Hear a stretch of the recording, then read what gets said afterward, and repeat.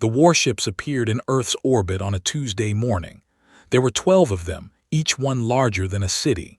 They blocked the sun over 3 continents and cast shadows that stretched for hundreds of miles. People on the ground looked up and felt something they had never felt before. They felt small. High Arbiter stood on the bridge of his flagship and watched the blue planet rotate slowly beneath him. He had done this many times before. 12 star systems had fallen to his fleet. 12 species had knelt before the Dominion and offered their tribute. This would be the 13th. His advisors had given him reports about the humans. They were a young species. They had only recently learned to leave their own planet. They fought among themselves constantly. They had divided their world into nearly 200 separate nations that could not agree on anything. Found this amusing. A species that could not even unite itself would certainly not be able to resist the Dominion. He activated the broadcast system. Every screen on Earth flickered and changed. Every television, every computer, every phone displayed the same image. A tall creature with gray skin and 4 arms stood in golden armor. His eyes were black and without warmth. When he spoke, his voice was translated into every human language at once. "People of Earth," said, "I am High Arbiter of the Dominion. Your planet now falls under our authority. This is not a request. This is not a negotiation. This is a fact." He paused to let his words sink in. On the planet below, billions of people stopped what they were doing. Traffic halted. Factories went silent. The whole world held its breath. "The Dominion requires tribute from all subjects," continued. "You will provide 10,000 of your finest specimens. They will serve the Dominion in whatever way we see fit. In exchange for this tribute, your species will be permitted to continue existing. You have 72 hours to comply. If you refuse, we will demonstrate what happens to those who defy us." The screens went dark, smiled with satisfaction. The humans would panic. They would argue among themselves, and then they would submit just like all the others. On Earth, chaos erupted. World leaders called emergency meetings. Military generals scrambled to assess their options. Scientists calculated the power of the weapons they had seen on the alien ships. The numbers were terrifying. A single warship could destroy an entire country in minutes. The full fleet could end all life on Earth in hours. The United Nations Security Council met within 6 hours. The chamber was packed with diplomats, military advisors, and scientists. Everyone was talking at once. Some demanded resistance. Others called for immediate surrender. A few suggested trying to hide, as if that were possible. Secretary General sat at the head of the table and listened to the arguments. She was a small woman with gray hair and tired eyes. She had spent her whole life working for peace between nations. Now she faced a threat that made all human conflicts seem like children fighting over toys. "We cannot win a military engagement," General said. He was the American representative, a large man with a face like carved stone. "Our weapons might as well be sticks and rocks against their technology." "Then we must comply," said Ambassador from China. "We sacrifice 10,000 to save 8 billion. The math is simple." "The math is monstrous," said the French ambassador. "We are talking about sending our people into slavery." The arguments continued for hours, but slowly a terrible consensus formed. They had no choice. They would have to send tribute. The only question was who. Sat in the back of the chamber. She was young, only 32, a junior diplomat from Argentina. She was supposed to be taking notes, not speaking. But as she listened to the debate, an idea began to form in her mind. It was crazy. It was possibly brilliant. It was definitely not something a junior diplomat should suggest. But had grown up in a rough neighborhood. She had learned that sometimes the best way to win a fight was to make your enemy regret starting one. She wrote a note on a piece of paper and passed it to her supervisor. He read it and frowned. Then he read it again. His eyes widened. He passed the note to the person next to him. Within 20 minutes, the note had reached Secretary General. read the note 3 times. Then she looked up and found in the crowd. The young woman met her gaze without looking away, felt something she had not felt since the aliens arrived. She felt hope. Ladies N said, raising her hand for silence. I believe we have been thinking about this problem incorrectly. The room went quiet. Everyone turned to look at her. The demanded 10,000 of our finest specimens, said slowly. But they did not define what finest means. They did not specify doctors or soldiers or scientists. They simply said specimens. What are you suggesting? General asked. Smiled. It was not a pleasant smile. I am suggesting that we give them exactly what they asked for, 10,000 humans, but we choose which humans.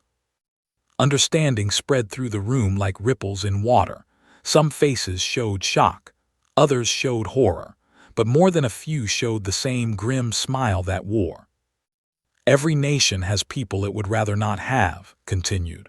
Criminals too dangerous to release, killers too expensive to keep locked up, the violent, the brilliant, the utterly ruthless, people who have proven that they cannot be contained, cannot be controlled, cannot be broken.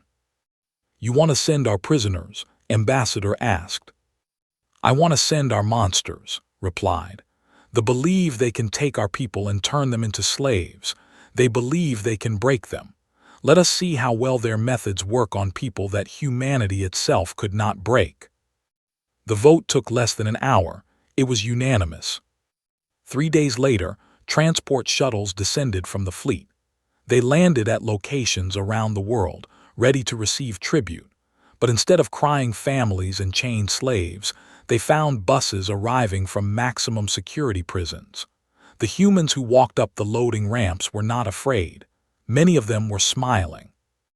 High Arbiter reviewed the manifest on his. 10,000 humans as requested, all of them strong, all of them aggressive. Many had military training. Many had skills in violence, manipulation, and survival. Excellent specimens, said to his aide. They will make fine shock troops after conditioning. His aide nodded in agreement. Neither of them noticed the looks that passed between the human prisoners as they boarded. Neither of them saw the way these strangers from different countries, different backgrounds, different crimes, all seemed to recognize something in each other. Something dangerous. Secretary General watched the last shuttle lift off from Geneva, stood beside her. Do you think it will work? Asked. Was silent for a long moment. I think, she said finally, that we have just sent them the worst gift they have ever received. They wanted tribute. We sent them a problem, and humanity's problems have a way of becoming everyone else's problems. Above them, the shuttles rose toward the waiting warships. 10,000 of humanity's most dangerous people were about to enter a galaxy that had no idea what was coming. They believed they had conquered Earth. They had simply invited the wolves inside.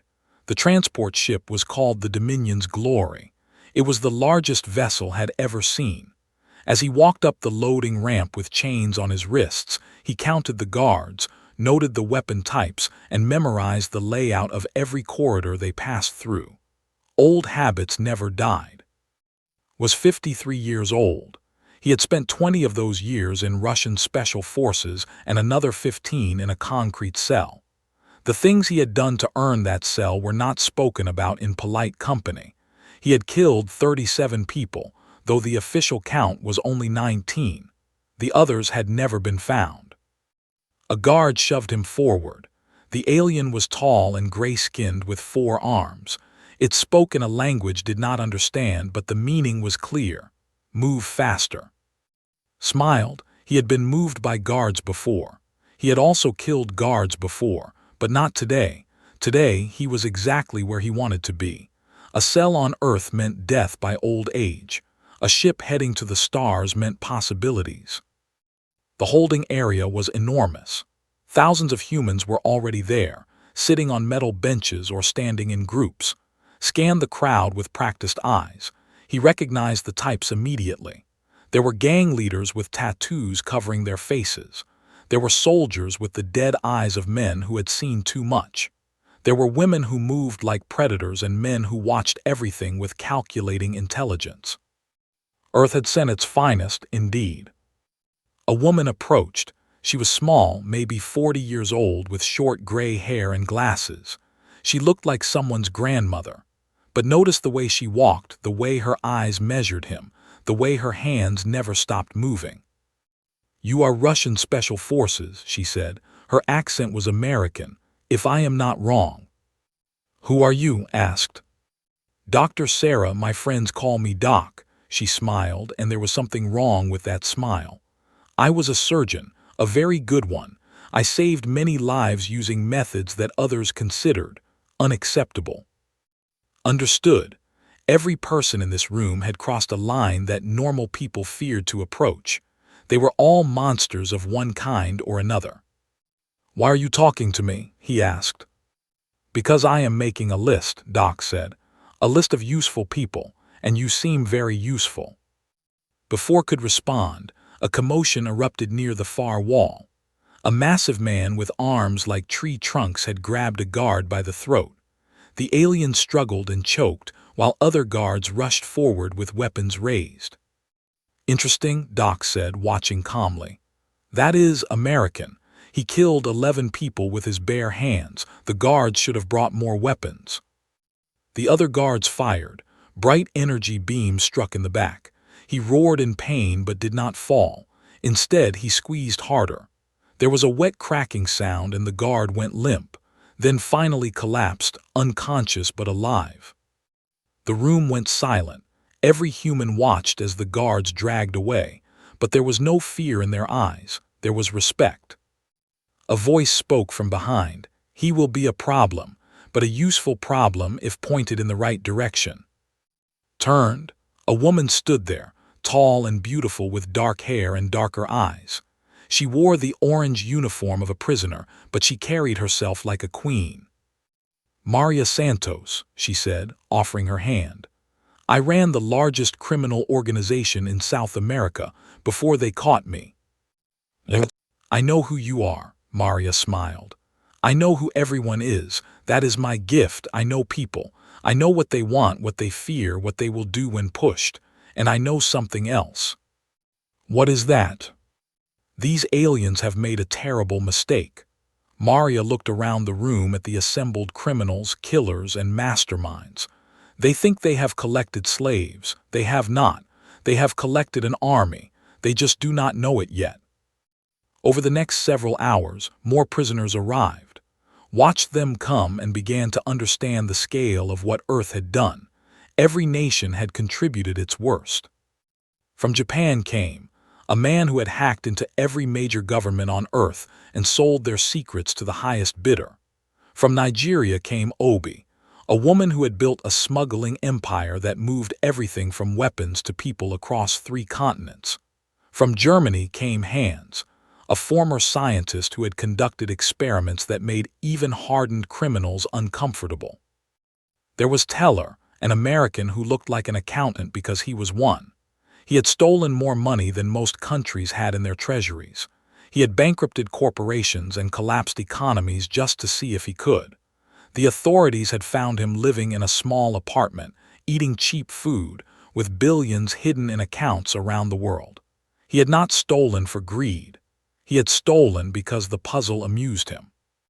There was a small woman from Japan who never spoke above a whisper. She had been an assassin for the Yakuza before she decided to work for herself. 34 confirmed kills. The police suspected many more. There was an Egyptian who had led a terrorist cell before he grew disgusted with his own cause and surrendered. In prison, he had become something else entirely. A man looking for redemption through any means necessary. Each of them was dangerous. Each of them was brilliant in their own twisted way.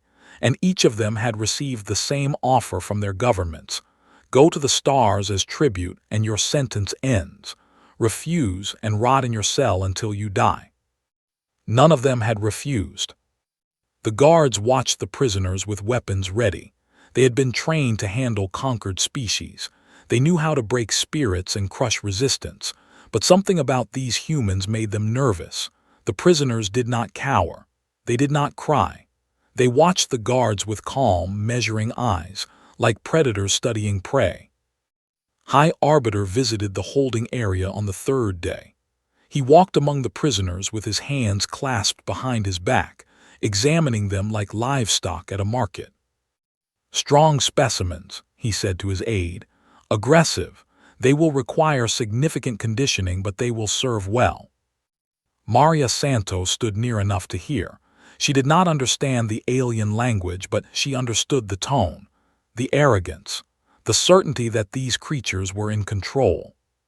She smiled to herself. Let them think that. Let them believe they had won. The greatest victories came from enemies who never saw the knife until it was in their back. That night in the darkness of the holding cell, whispers began to spread. Names were shared. Skills were. Alliances were formed. 10,000 strangers from 100 different countries began to become something else. Something unified. Something dangerous. Lay on his metal bunk and stared at the ceiling. Somewhere in the darkness, he could hear Maria talking softly with a group of gang leaders from Brazil. He could hear Doc explaining human anatomy to a group of former soldiers. He could hear muttering numbers to himself, calculating something that no one else could understand. They were all monsters, but they were human monsters, and humans had one trait that they had never encountered in their centuries of conquest. Humans never stopped fighting. Even when they had no chance of winning, humans fought. Even when they were broken and beaten and chained, humans looked for a way out. It was not courage. It was not honor. It was something deeper and more dangerous. It was spite. They had conquered species that surrendered when defeat was certain. They had never encountered a species that would burn down its own house just to take its enemies with it. They were about to learn. The conditioning chambers were located on Deck 12. Every tribute species went through them. It was a simple process that had worked for thousands of years. First, the subjects were isolated. Then, they were starved and deprived of sleep. Then, neural implants were inserted at the base of the skull. Finally, chemical compounds were injected to make the mind soft and accepting. After 6 weeks, even the strongest warriors became obedient servants. They had perfected this system across countless conquered worlds. It had never failed. Until now. Sat in his isolation cell and counted the days by the meals they brought him. The food was strange but edible. The water tasted like metal. The silence was absolute except for the hum of machinery in the walls.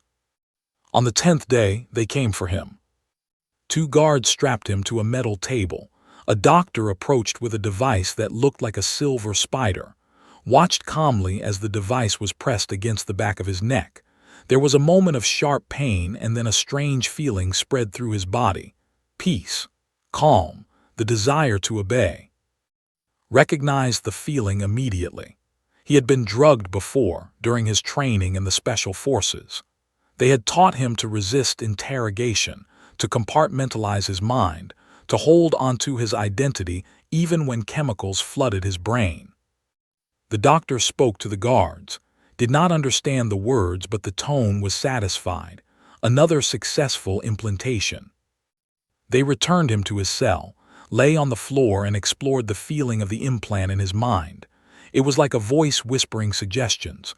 Obey, submit, serve. The voice was soft and constant. Told the voice to be quiet. In another cell, Doc received her implant and immediately began analyzing its effects. She was a surgeon. She understood the human body better than anyone alive. The implant was sophisticated but not magical. It released chemicals that affected mood and behavior. It monitored brain activity and punished resistant thoughts with pain. But it had one weakness. It was designed for alien physiology. They had adjusted it for humans based on limited data. They did not fully understand human neurochemistry, and they certainly did not understand what happened when a brilliant surgeon with no ethical limits decided to experiment on herself. Within 3 weeks, Doc had identified the chemical compounds the implant released. Within 4 weeks, she had figured out how to neutralize them using substances found in the cleaning supplies and food. Within 5 weeks, she had shared her discovery with 30 other prisoners. The implants still sent signals that they were working. The monitors showed compliant, obedient subjects, but inside those subjects, minds were clearing, thoughts were sharpening, plans were forming. Maria Santos never received an implant. She had done something that they did not expect. She had cooperated. From the first day, Maria had smiled at the guards. She had followed orders without complaint. She had asked questions about culture with apparent genuine interest. The guards reported that this specimen was already broken, already eager to serve. There was no need for conditioning. Maria used her freedom to move through the ship. She learned the language by listening carefully and asking innocent questions. She mapped the corridors and memorized the patrol schedules. She identified which guards were cruel and which were simply doing their jobs. She found the conquered aliens from other species who worked as servants, and she learned their stories. The empire was vast but fragile. It depended on fear and compliance. Every conquered species had been broken so completely that rebellion was unthinkable. The guards were few because guards had never been needed. The security systems were simple because no one had ever tried to escape. Maria smiled and bowed and pretended to be harmless. Inside, she was building a revolution. Teller received his implant and promptly ignored it. His mind had always worked differently than other people. Numbers and patterns consumed his thoughts so completely that emotional manipulation had little effect. The implant whispered obey and was too busy calculating the structural weaknesses of the ship's hull to notice. He spent his days watching and counting. He counted guards and their weapons. He counted doors and their locks. He counted the intervals between meal deliveries, the patterns of the lights, the subtle vibrations in the floor that told him where the engines were and how fast they were moving. By the 6th week, had created a complete mental map of the ship. He knew every route, every schedule, every weakness. He had identified 17 guards who showed signs of boredom or resentment, guards who might be convinced to look the other way at the right moment. He shared this information with Maria during a chance encounter in a corridor. Their conversation lasted less than 30 seconds and looked completely innocent, but in those seconds, transferred 6 weeks of intelligence. Maria added it to the growing picture in her mind. His breakthrough came on day 47. He had been studying the implant, testing its limits, learning exactly what triggered the pain response. He discovered that the implant monitored electrical activity in certain parts of the brain. When those areas became too active, when thoughts became too rebellious, the pain came. But had learned to think in ways that avoided those areas. He could plan violence while keeping his conscious thoughts calm. It was like thinking around corners. On day 47, he used a sharpened piece of his food tray to perform surgery on himself. He reached behind his neck and felt for the implant. The pain was incredible. His vision went white, but had survived pain before. Pain was just a message, and messages could be ignored. He found the implant and adjusted it. Not removed, that would trigger alarms. Just adjusted. He rerouted certain connections using his own nerve clusters as bridges. The technical term was barbaric improvisation. The practical result was freedom. The implant still reported compliance, but its mind was entirely his own. He shared the technique with Doc, who refined it into something that did not require cutting oneself open. Within 2 weeks, over 200 prisoners had freed themselves from the implants while appearing completely controlled. The Whisper network grew. Maria organized the freed prisoners into cells of 5. Each cell knew only its immediate members. If one cell was discovered, the others would survive. Classic revolutionary structure. She had used it to build her criminal empire, and she used it now to build something much more dangerous. Different prisoners received different roles based on their skills. Former soldiers trained in combat techniques that did not require weapons. Former hackers studied the alien computer systems. Former smugglers planned escape routes. Former leaders recruited new members and maintained morale.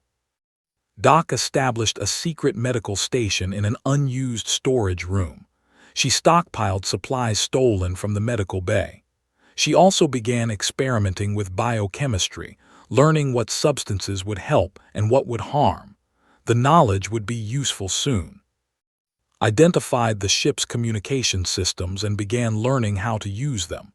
He could not access them yet without triggering alarms, but when the time came, he would be ready. Train the fighters. These were not ordinary soldiers following orders. These were killers, each one dangerous in their own way. Taught them to work together, to combine their individual skills into coordinated violence. The giant who had killed a guard with his bare hands became second in command. The big man had spent 2 months in solitary confinement as punishment. When he emerged, the fire in his eyes had only grown stronger. By day 90, the pieces were in place. 10,000 humans had been transformed from isolated prisoners into a unified force. They still wore their chains. They still followed orders. They still appeared broken and obedient. But behind their empty eyes, minds were calculating. Hands were ready. Hearts were burning with something they had never encountered. Not hope. Hope was for people who thought they might lose. This was certainty. The certainty of people who had already decided that they would rather die free than live as slaves. They called them tribute, batch 7431. Maria Santos had given them a different name. She had whispered it through the network, and it had spread like fire through dry grass. The debt collectors. Because Earth had paid its tribute, and now it was time to collect something in return. The uprising began at 300 ship time when most of the crew was asleep, had calculated this precisely. Skeleton crews operated the night shift. Most guards were in their quarters. The ship moved through space on autopilot, trusting in centuries of successful conquest. That trust was about to be broken. Sat in a maintenance corridor with 2 former hackers from South Korea. They had spent 3 weeks accessing this junction point without triggering alarms. Now, with a few carefully planned keystrokes, they activated the first phase. The lights on Deck 7 went out. Emergency systems should have kicked in immediately. They did not. Had found the backup power routes and disabled them the previous week during a routine cleaning assignment. Deck 7, which held the main guard barracks, was suddenly blind and powerless. In the darkness, moved. His team was 30 strong. Each member had spent months training for this moment. They carried no weapons except what they had made themselves. Sharpened metal scraps, garrots made from wire, clubs fashioned from broken furniture, primitive tools that would have made a modern army laugh. But people were not a modern army. They were something older and more dangerous. They were killers who had learned their craft in prisons and streets and battlefields where rules did not exist. The first guard died without making a sound. Swire caught him in the corridor, and the alien's 4 arms grabbed uselessly at his throat as consciousness faded. 2 of his people caught the body and lowered it silently to the floor. They moved to the next guard, and the next, and the next. They had never developed silent combat techniques. They had never needed to. Their conquered species did not fight back. Their security systems detected threats before they became dangerous. They had grown soft with centuries of easy victory. His team cleared Deck 7 in 23 minutes. 46 guards died in their quarters, most without waking. The ones who woke died quickly. Led the second team. His approach was less subtle. When the lights went out on Deck 9, his people hit the armory. The guards there had weapons but had something better. He had rage that had been building for months, rage given focus and direction. The armory fight was brutal and short. 3 humans died. 21 died. When it was over, stood in a room full of alien weapons, covered in blood that was not his own, and smiled for the first time since leaving Earth. Now they had guns. Doc walked into the medical bay as if she belonged there. The doctors looked up in confusion. This human should have been in her cell. Her implant should have prevented her from walking freely. Something was wrong. Doc explained what was wrong. She explained it very clearly, using terms that needed no translation. She explained what human biochemistry could do when properly motivated. She explained what she had learned about anatomy during her weeks of secret study. 3 doctors surrendered immediately. They lay on the floor with their hands behind their heads while Doc's team secured them with medical restraints. 2 doctors did not surrender. They reached for weapons, confident in their superior technology and training. Doc showed them why she had lost her medical license. She showed them what a brilliant surgeon could do when she decided to harm instead of heal. It was not pleasant. It was not quick. But it was educational for the doctors who had surrendered. Maria Santos walked through the chaos like she owned the ship, because in a very real sense she did. For months, she had been building relationships with the servant class, the conquered aliens who cleaned and cooked and maintained the ship. These were species that had been broken for generations. They had forgotten how to resist. Maria reminded them. She spoke their languages, learned through patient observation. She told them stories of Earth, of humans who had fought against impossible odds. She whispered that they were not gods. They could bleed. They could die. They could be defeated. Now those servants opened doors that should have been locked. They disabled alarms that should have warned the bridge. They guided Maria's people through corridors that should have been secure. They had conquered 12 species. They had never imagined that those species might unite against them. The bridge was the final target. High Arbiter sat in his command chair, receiving reports of chaos spreading through his ship. Deck 7 was dark. Deck 9 had gone silent. The medical bay was not responding. Something was very wrong. Find out what is happening, ordered. Send security teams to investigate. His aide rushed to comply, but the security teams were already dead or surrounded. The communication systems were no longer under control. Teller had seen to that. The bridge doors opened. Maria Santos walked in, flanked by an Doc and a dozen others. They carried weapons taken from the armory. Behind them came more humans, spreading through the bridge like a flood.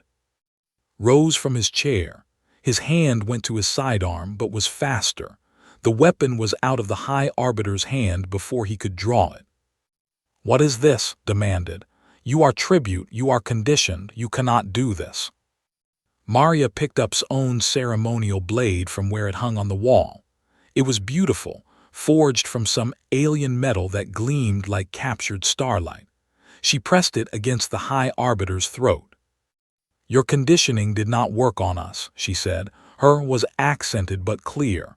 She had learned it specifically for this moment. "Your techniques were designed for species that could be broken. We are not that kind of species." "The Dominion will send 100 ships," said. His voice was steady, but Maria could see the fear in his eyes. 1,000 ships. You cannot escape. You cannot hide. You will be hunted and destroyed." "We are not trying to escape," Maria said. "We are not trying to hide. We are sending a message." She nodded to, who had taken position at the communication station. His fingers moved across the alien controls with practiced ease. The ship's long-range transmitter came to life, broadcasting to every frequency in the sector. Maria turned to face the camera. Behind her, the bridge crew knelt with hands behind their heads, guarded by humans who had been slaves an hour ago. Stood at her right hand, still as death. Stood at her left, blood drying on his massive fists. "People of the Dominion," Maria said, "I am Maria Santos of Earth. Your High Arbiter demanded tribute from my species. He asked for 10,000 of our finest specimens. He received them." She smiled, and there was nothing warm in it. "We are your tribute. We are humanity's criminals, our murderers, our monsters, the ones our own species considered too dangerous to walk free. She leaned closer to the camera. We are the worst humanity has to offer, and we just took your ship in 4 hours. She let that sink in before continuing. Earth has 8 billion people. Most of them are not criminals. Most of them are farmers and teachers and builders, normal people who live normal lives. Maria's smile widened. If this is what our worst can do, imagine what happens if you make our best angry. She reached down and pulled up by his collar, forcing him to face the camera. The High Arbiter's composure had cracked. He looked exactly like what he was, a conquered commander who had underestimated his enemy. The Dominion's glory now belongs to us, Maria said. Its weapons, its technology, its secrets, all ours, and we are not going home. We are going to stay right here in your space, and we are going to become your worst nightmare. She released, letting him fall back to the floor. You wanted tribute. You got it. Now live with the consequences. Cut the transmission. The bridge was silent except for the hum of machinery and the quiet sobbing of an officer who had finally understood what had happened. Looked at Maria. What now? Maria looked out the viewport at the stars. Somewhere out there, the Dominion was receiving her message. Somewhere out there, admirals and generals were scrambling to respond. Somewhere out there, a galaxy was about to learn that humanity did not play by the rules. Now, Maria said, we make them regret ever learning that Earth existed. Outside, the stars waited, and the debt collectors had only begun to collect. The message from the Dominion's glory reached Earth 3 days before the response fleet arrived. Every screen on the planet displayed Maria Santos standing on an alien bridge, surrounded by humanity's worst criminals, announcing that they had taken a warship with their bare hands. The world did not know how to react. Some people celebrated, others panicked. Politicians gave speeches that meant nothing. Military leaders demanded to know how this affected their strategic position. Religious leaders called it everything from divine intervention to demonic influence. Secretary General watched the message 17 times. Each time, she noticed something new: the confidence in Maria's voice, the calculation in her eyes, the way the other prisoners stood ready for violence at any moment. Earth had sent its monsters into space, and the monsters had done exactly what monsters do. When the response fleet arrived, it was larger than the original invasion force. 50 warships dropped out of faster-than-light travel and took positions around Earth. Their weapons could still destroy the planet. Their technology was still impossibly advanced. But something had changed. Grand Admiral commanded the fleet. He had been chosen for this mission because he was known for his caution and wisdom. The Dominion Council had decided that whoever dealt with the human situation needed to think before acting. Studied the reports from the Dominion's glory. 10,000 humans had taken the ship in 4 hours. They had killed or captured every aboard. They had done this without any weapons except what they could make from garbage. Most disturbing of all, the humans had not tried to escape. They had not fled into hiding. They had broadcast their victory across every channel and dared the Dominion to respond. Was a student of history. He had studied the conquered species of the Dominion. All of them, without exception, had broken eventually. All of them had learned to submit. All of them had accepted their place in the natural order. The humans were different. He opened a communication channel to Earth. Secretary General appeared on his screen, calm and composed despite the fleet overhead. Grand Admiral, she said, thank you for agreeing to talk before shooting. Your tribute has sent us an interesting proposal, replied. His translator rendered his words in her language. They wish to remain in Dominion space, as independent operators. I see, his expression did not change. And what do they want in exchange?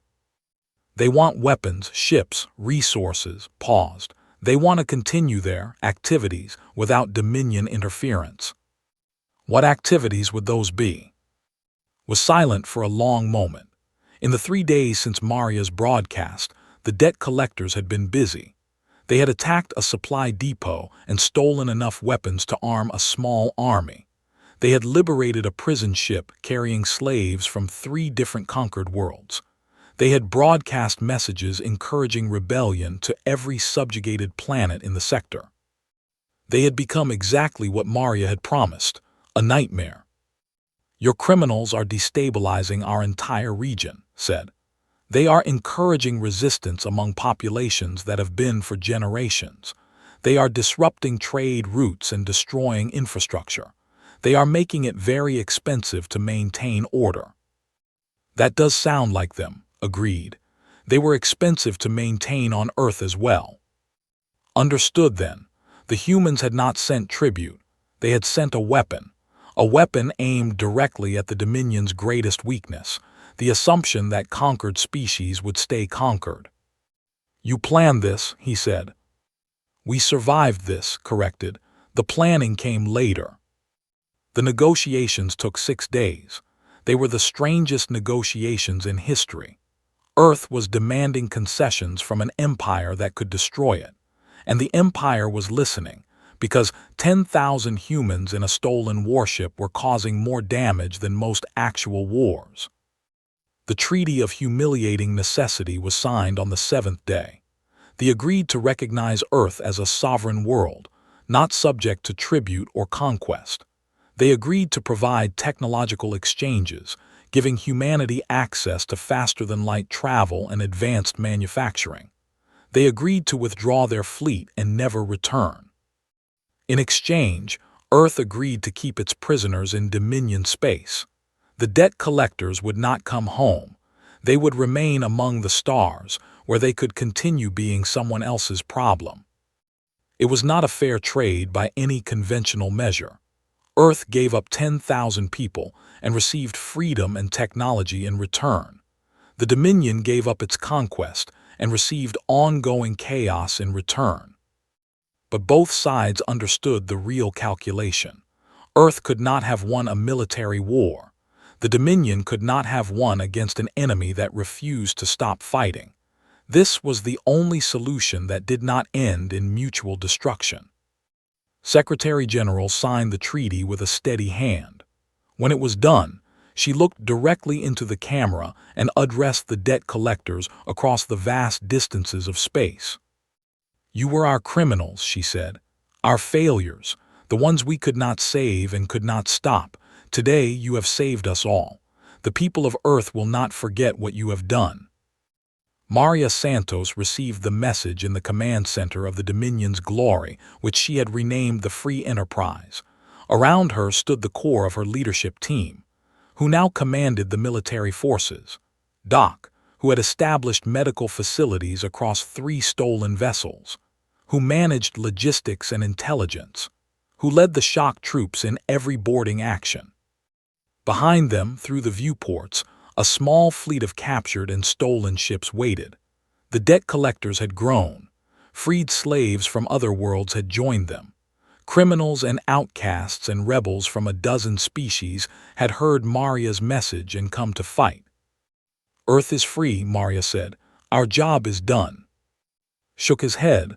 "Our job is just beginning." He was right. The Treaty of Humiliating Necessity kept Earth safe, but it left the rest of the Dominion intact. Billions of beings still lived under rule. Billions still wore the chains of conquest, too broken to imagine freedom. Maria had not freed those people, but she had shown them that freedom was possible. She had proven that they could be beaten. She had lit a spark that would not be easily extinguished. Over the following years, the debt collectors became legends. They appeared without warning, striking installations and freeing prisoners. They broadcast messages of hope to conquered worlds. They trained resistance fighters and supplied rebel movements with weapons and knowledge. They called themselves pirates, and that was partly true. They stole from the Dominion and kept what they needed. But they were more than pirates. They were a symbol, proof that even the most powerful empire could be challenged by people who refused to surrender. found something he had never expected to find: purpose. All his skills in violence now served something greater than himself. He was no longer a monster. He was a weapon pointed at those who deserved to be destroyed. Doc opened clinics on liberated worlds. She saved lives using methods that were still ethically questionable, but the people she saved did not care about ethics. They cared about surviving, and Doc made sure they survived. Collapsed 2 more economies, both of them. He did it carefully, targeting the systems that funded military operations against resistance movements. Numbers and patterns, used as weapons more devastating than any gun. Became something like a hero to the freed slaves who joined the debt collectors. The giant who had killed a guard with his bare hands now protected the weak and fought for the helpless. He had not become a good man, but he had become a necessary one.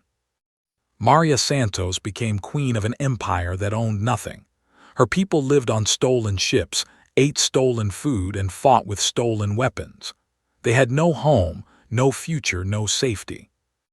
They had never been happier. Because they were free. Free in a way that prison cells and conditioning chambers could never have allowed.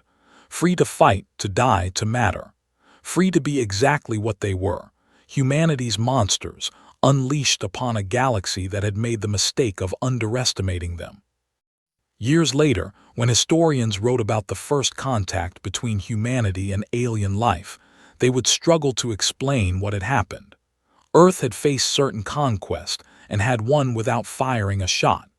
They had done it by sending their worst people to do their worst work. It should not have worked.